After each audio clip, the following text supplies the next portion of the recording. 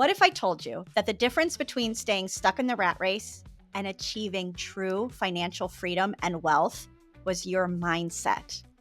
Well, today we're going to do a challenge where we kind of dive into the book we've been reading all week, The Millionaire Next Door, which encourages you to live below your means, practice frugality, and all of that. Versus Rich Dad, Poor Dad, that really encourages you to think like an investor and look at ways to make passive income. Are you ready to take that challenge and start thinking like the wealthy? If so, watch this video and let's dive in.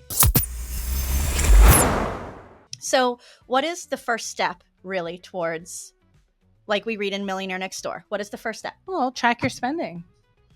Track what's coming out of your bank account, right? And learn out ways that you can be a little frugal, right? You're not overspending. You're not trying to keep up with the Joneses. What is it?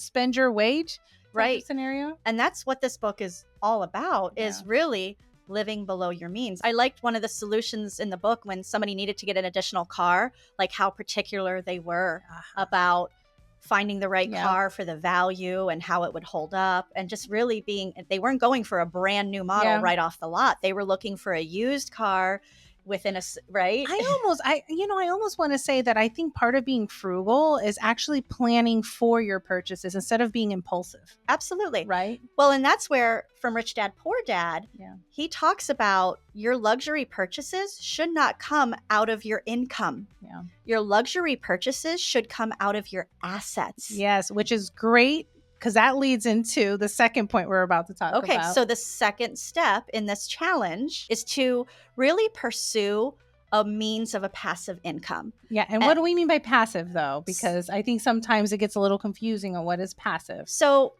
when you already have your 9-to-5 or your corporate job, that's your income. But when you can create something that additional income, but gives you more funds that you can then put into those other things, right? You're stuck in a budget, hopefully, with your 9-to-5, but you want more for yourself and for your family. I think part of this journey is just realizing what is truly passive income. And it's not depending on your earned income to pay for those items, especially luxury items, right?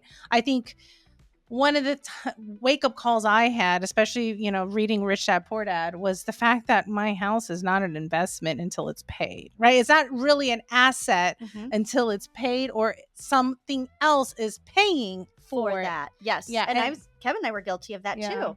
I mean, we got a house like, yay, we're investing, we're doing smart things for our future. And our house actually will be a liability until it's paid. Yes, absolutely. Or our passive income is supplying the mortgage payment and the insurance payments and all of that, which when we had that wake-up call, we were able to make that transition quickly and plan differently. So I really like that Robert Kiyosaki and Rich Dad Poor Dad, he has the Cash Flow Quadrant, which is kind of like a blueprint on kind of how you can get to being wealthy and having passive income that will pay for your luxury items that you would like to purchase.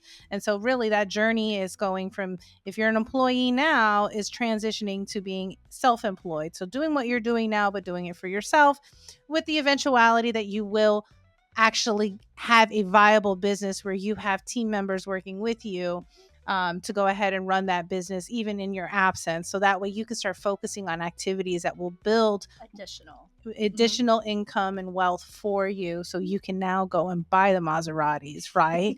You can go buy the purses, right? Get the additional 18 cars. Yeah, exactly. Sure. But that's absolutely. And some of you that are listening are already, self-employed.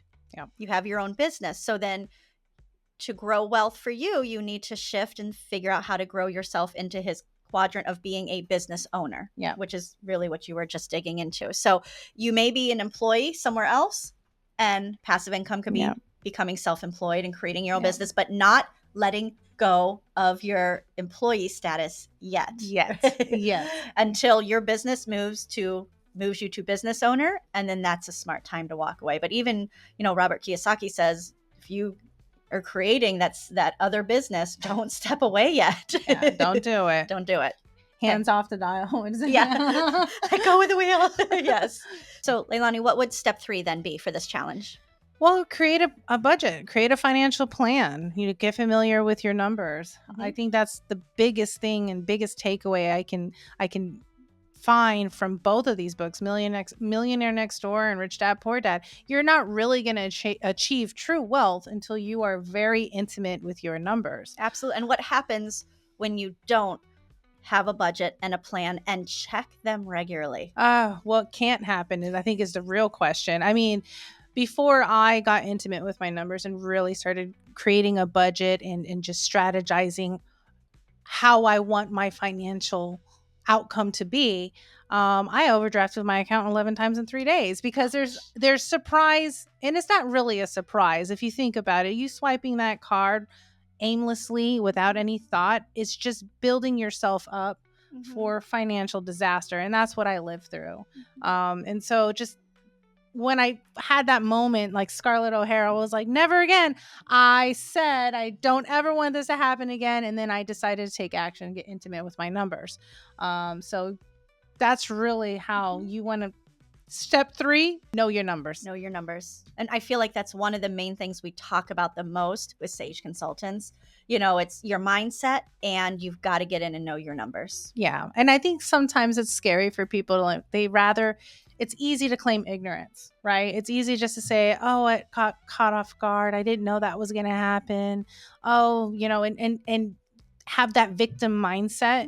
And once you start utilizing, or when you stop being a victim and you start being a victor, the way you transition to that is by saying, I no longer want to claim ignorance. I want knowledge. Knowledge is power. Let me go ahead and start looking into my numbers because I want to make a difference in my financial health. And I think that's really, that's a mindset switch. Yep.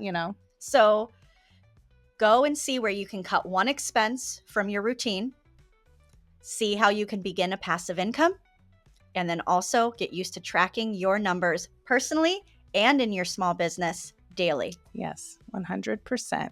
Build your wealth. Yes. And if you like this video and like to see others like it, hey guys, like, share, subscribe, tick that bell so that way when we have another video come out, you will get the notification that we have posted one just for you to help you grow yourself so you can grow your business. Cheers. Bye, guys. Bye. Lifestyle got because we were trying to look wealthy instead of actually be wealthy. I always loved the movie Gone with the Wind. I felt like Scarlett O'Hara. And I was like, I will never go hungry again. And I realized something had to change. Yeah. Yep.